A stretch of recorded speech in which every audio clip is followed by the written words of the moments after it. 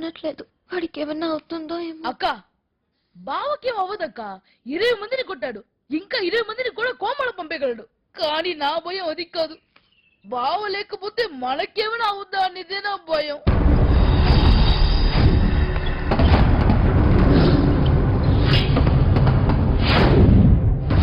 ఏ గాడు ఎవరు నీకు అలవాడు?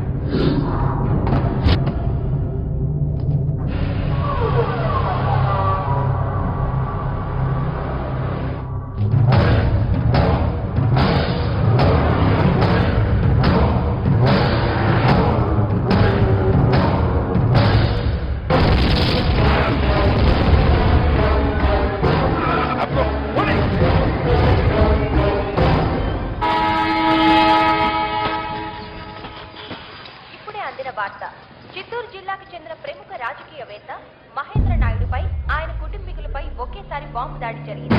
అయితే చిన్న చిన్న గాయాలతో అందరూ తప్పించుకున్నారు. ఆయన ప్రత్యర్థులు చాకచక్యంగా మీరందరూ మంచి కోరేవారని మా నాన్న ఇప్పుడు చెప్పేవారు తాత.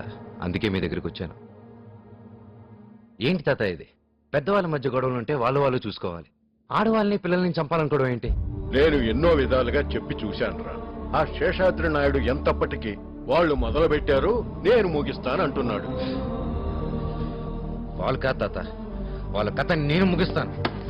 అజయ్, ఒక్క ప్రాణం పోయినందుకే ఇంత మంటలేసింది. నువ్వు ఆవేశంతో ఏదైనా చేసి తప్పు జారి ఇంకొక ప్రాణం పోయిందంటే ఇక రావణ కాష్టమే అవుతుంది. ఆలోచించు. మామా, గుర్తున్నానా? నేనెవరిని గుర్తుపెట్టుకోవాల్సిన అవసరం లేదు. ఎవరిటైనా సరే నన్నే గుర్తుపెట్టుకోవాలి.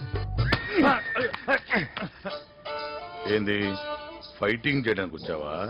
ఇద్దరు కొట్టుకుంటే దాన్ని ఫైటింగ్ అంటారు, ఒకరిని చెత్తగొడితే దాన్ని ఫైటింగ్ అనరు, సావ కొట్టడం అంటారు. అంటే నన్ను చావు కొడతావా? పైకి లెక్కకుండా కొడతా.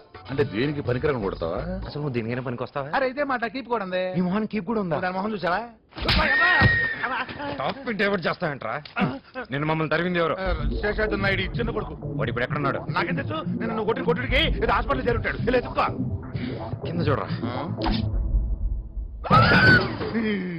చెప్పు. నన్ను వదిలేస్తాను మాట ఇచ్చావంటే నీకు ఐడియా చెబుతా. మాటి పోతే చెప్పా. రేయ్, ఇది ఆప్షన్ కదరా, బెదిరింపు. చెప్పు. చెబుతాను. ఆ శేషాద్రి నాయుడికి కూతురంటే ప్రేమ, అల్లుడంటే అంతకంటే ప్రేమ. ఆ అల్లుడు తన బిడ్డను చూసుకోవడం కోసం బెంగళూరు నుంచి ట్రైన్లో వస్తున్నాడు. కావాలంటే అన్నీ చేసుకో. అవును, ఇప్పుడు నువ్వు అంత బిల్డప్ ఇచ్చావంటే వాడిని రిసీవ్ చేసుకునే దానికి స్టేషన్ కి పెద్ద బెటాలియనే వస్తుంది కదరా. కత్తి తీసావంటే ఇంకో ఐడియా చెప్తా. నువ్వు ముందు స్టేషన్లో వేసేసుకో. ఆడ ఎలా ఉంటాడు రా?